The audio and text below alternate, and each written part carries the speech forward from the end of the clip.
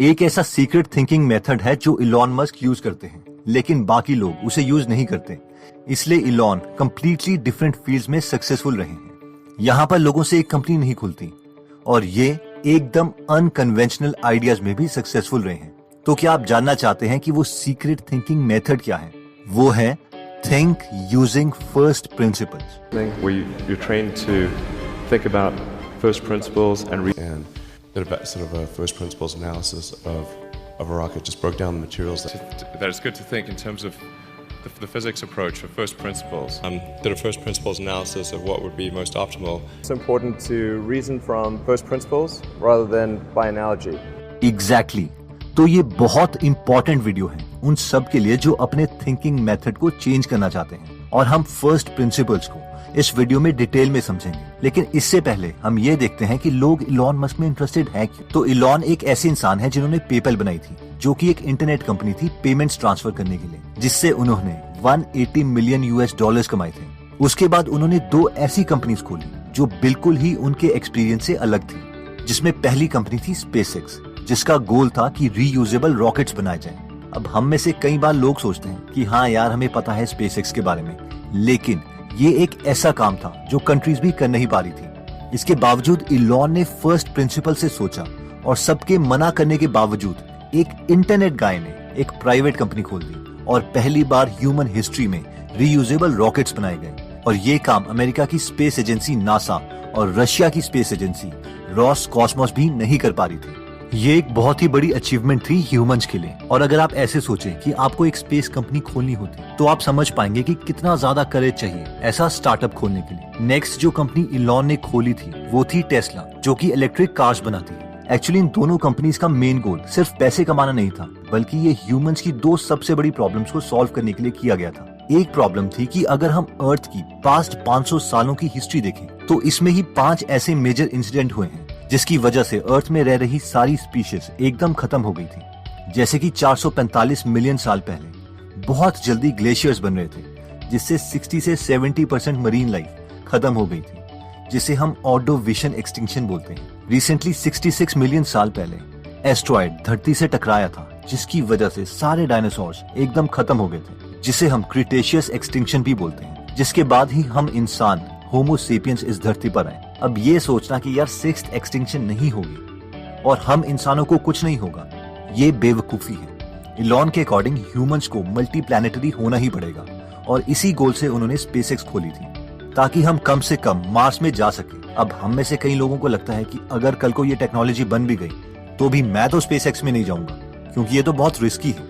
लेकिन ह्यूमंस की हर इन्वेंशन ही रिस्की लगती है। इवन अगर हम एयरप्लेन्स को ले लें, तो एयरप्लेन में उड़ना भी बहुत रिस्की है। हमें क्या पता कल को कोई टेक्निकल प्रॉब्लम आ जाए और प्लेन क्रैश कर जाए। इलॉन को दूसरी सबसे बड़ी प्रॉब्लम लग रही थी फॉसिल फ्यूल्स। इलॉन ने सोचा कि आज जितनी भी इंडस्ट्रीज या ट्रांसपोर्ट चल रही है, वो सिर्फ फॉसिल फ्यूल की मदद से हो रहा है। और हम 3 तरह के फॉसिल फ्यूल यूज करते हैं, कोल, नेचुरल गैस और क्रूड ऑयल। फिर इलॉन ने सोचा कि फॉसिल फ्यूल को यूज करने की 2 मेजर प्रॉब्लम्स हैं। पहली प्रॉब्लम तो ये है कि फॉसिल फ्यूल जल्द ही खत्म हो जाएंगे, क्योंकि ये फॉसिल फ्यूल बनने के लिए 300 मिलियन साल लगे थे।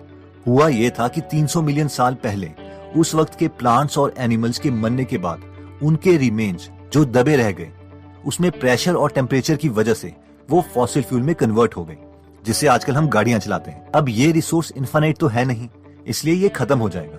फॉर एग्जाम्पल, कई रिसोर्सेज बोलते हैं कि ऑयल 2050 तक, गैस 2060 तक और कोल 2085 तक खत्म हो जाएगा। यानी हमारे पास ज्यादा टाइम नहीं है। अब हम में से कई लोग बोलेंगे चलो इतनी बड़ी प्रॉब्लम भी नहीं है, गाड़ियां और इंडस्ट्रीज ही नहीं चलेंगी बस। मगर एक और प्रॉब्लम है जिसके लिए इलॉन ने टेस्ला कंपनी खोली थी। वो ये है कि जब जब हम फॉसिल फ्यूल्स यानी ऑयल या कोल को जलाते हैं, उससे CO2 निकलता है, कार्बन डाइऑक्साइड। और अगर CO2 बढ़ेगा तो टेम्परेचर बढ़ेगा, और अगर टेम्परेचर 6 से 10 डिग्री सेल्सियस भी बढ़ जाता है, तो ओशियन का लेवल 200 मीटर तक बढ़ सकता है। और अगर अर्थ का टेम्परेचर 58 डिग्री सेल्सियस तक हो गया, तो अर्थ की मैक्सिमम फसल और जानवर खत्म हो जाएंगे। इन शॉर्ट, लाइफ खत्म होना शुरू हो जाएगी। अब लाल फरारी के जो सपने हम देखते हैं, उसमें डलना तो फॉसिल फ्यूल ही है, और फॉसिल फ्यूल का रिजल्ट ये है। हम इस केस में बिल्कुल कुत्तों की तरह बिहेव कर रहे हैं, जिनके सामने अगर बहुत सारा खाना रखा जाए तो वो उसे तब तक खाते रहेंगे जब तक वो मर ना जाए। और क्या हम फॉसिल फ्यूल्स को भी तब तक यूज करते रहेंगे जब तक हम ह्यूमंस एकदम खत्म ना हो जाएं। कई लोग सोचते हैं कि यार टेक्नोलॉजी बढ़ेगी तो ये प्रॉब्लम भी सॉल्व हो जाएगी, लेकिन इलॉन का कहना है कि ऐसा नहीं होता।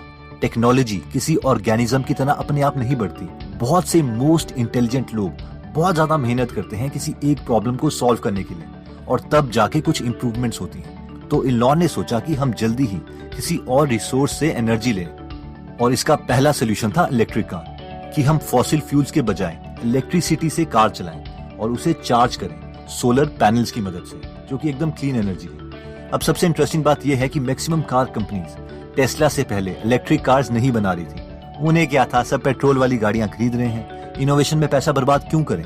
लेकिन टेस्ला की सक्सेस के बाद BMW, Nissan, Chevrolet, Ford, Volkswagen सब इलेक्ट्रिक कार्स बनाने लगे, और ये इसलिए हुआ क्योंकि इलॉन को दुनिया को चेंज करना है, ना कि सिर्फ बिजनेस करना है। जब एक बार इलॉन से पूछा गया कि उनका बिजनेस प्लान क्या है, तो उन्होंने कहा, मेरा कोई बिजनेस प्लान नहीं है। How does the business plan work? I don't really have a business plan.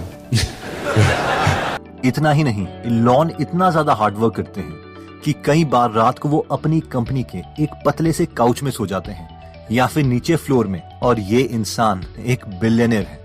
अब Because the couch was too narrow. Yeah, I was going to say. And Elon, I have to say, it's not even a comfortable couch either. No, it's terrible. This is not a good couch. Main सवाल आता है कि क्योंकि Elon Musk बहुत hard working है, क्या इसलिए वो इतने बड़े आइडियाज को एग्जीक्यूट कर सकते हैं? तो इसका आंसर है नहीं। अगर ऐसा होता तो दुनिया में बहुत इलॉन मस्क होते। डिफरेंस है उनके सोचने के पैटर्न में, जो वो खुद एक्सेप्ट करते हैं। वो कहते हैं कि वो फर्स्ट प्रिंसिपल्स को यूज करते हैं सोचने के लिए। अब देखते हैं कि ये फर्स्ट प्रिंसिपल से सोचा कैसे जाता है। हम इंसान दो तरीके से सोचते हैं, एनालॉजी या फर्स्ट प्रिंसिपल। इन शॉर्ट, जब हम एनालॉजी से सोचते हैं तो हम जो ऑलरेडी आइडिया एग्जिस्ट करता है या जो हमारे एक्सपीरियंसेस हैं, हम उनसे नए कंक्लूजन बनाते हैं। जैसे कि मान लीजिए आप इंग्लिश स्पीकिंग में अच्छा होना चाहते हैं, लेकिन बचपन से आप हिंदी मीडियम स्कूल में पढ़े हैं, इसलिए आप दो तरीके से सोच सकते हैं। पहला है एनालॉजी, यानी अपने पास्ट एक्सपीरियंस से। आप सोचोगे, यार मेरे कितने सारे फ्रेंड्स थे जो मेरी तरह हिंदी स्कूल में पढ़े थे, उन्होंने इंग्लिश स्पीकिंग सीखने के लिए कोर्सेज भी किए, लेकिन हुआ क्या, वो नहीं सीख पाए। इसका एक ही मतलब है कि लैंग्वेज जो बचपन में सीख गया वो सीख गया, बड़े होके नहीं सीख सकता। लेकिन अगर हम फर्स्ट प्रिंसिपल से सोचते हैं तो हम कुछ ऐसा बोल सकते हैं, इंग्लिश हो या हिंदी, दोनों लैंग्वेजेस हैं जिसमें अलग अलग टाइप की आवाजें निकालनी पड़ती हैं। क्या मैं तोतला हूँ या गुआ? नहीं।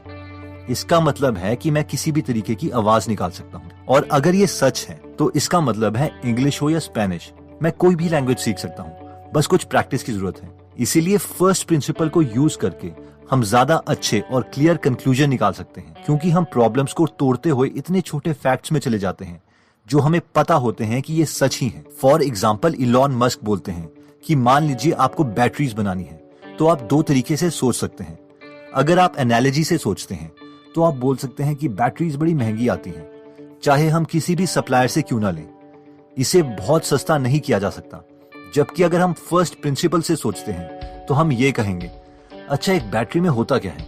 एक बैटरी में कोबाल्ट, निकल, एल्यूमिनियम, कार्बन और एक स्टील कैन है जिसमें ये सारी चीजें बंद हैं। अगर मैं इन्हें मार्केट से खरीदूं तो ये सारे इंडिविजुअल कंपोनेंट्स बहुत सस्ते मिल जाते हैं, और अगर मैं इन सबको मिला के एक बैटरी बना दूं तो ये बहुत सस्ती मिल सकती है। मैक्सिमम लोगों को फर्स्ट प्रिंसिपल में सोचने में इसलिए प्रॉब्लम होती है क्योंकि हमारे सीनियर्स, हमारे पेरेंट्स ने हमें इसी तरीके से ट्रेन किया है। अगर कोई बच्चा पूछेगा कि पापा मुझे जूते क्यों पहनने हैं, तो उसके डैड बोल सकते थे कि तुम्हें ठंड लग सकती है। जिस पर बच्चा पूछेगा मुझे ठंड क्यों लगेगी, जिस पर उसके डैड बोल सकते हैं क्योंकि सीजन चेंज होते हैं। फिर वो बच्चा दोबारा से पूछ सकता है सीजन क्यों चेंज होते हैं, तो इस पर उसके डैड बोल सकते हैं क्योंकि अर्थ 23.5 डिग्री पे टिल्टेड है, एंड सो ऑन। और फाइनली बच्चा फर्स्ट प्रिंसिपल पर पहुंच जाएगा, यानी वो नीचे जाते जाते ऐसे ट्रूथ में पहुंच जाएगा जहां से सारे फैक्ट्स, कंक्लूजन्स निकलते हैं, जिसे हम अनडिनाइबल ट्रूथ्स बोलते हैं। लेकिन एक्चुअल में होता क्या है, जब पेरेंट्स थके हुए होते हैं, बच्चा पेरेंट्स से पूछता है कि पापा मुझे जूते क्यों पहनने हैं। इस पर उसके पेरेंट्स बोलते हैं क्योंकि तुम्हें मैं बोल रहा हूँ, इसीलिए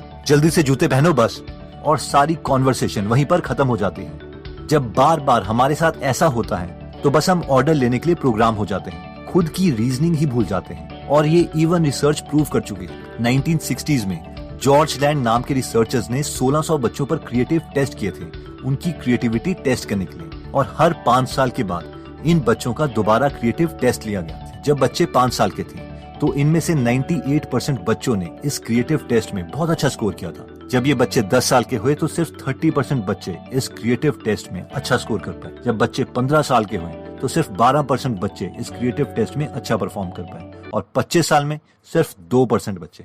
इन शॉर्ट, सोसाइटी हमारी क्रिएटिविटी कम करती रहती है। अगर आप किसी भी अपने रिलेटिव से कोई सवाल पूछो तो उनमें से मैक्सिमम रिलेटिव्स हमें इस तरीके का आंसर देते हैं।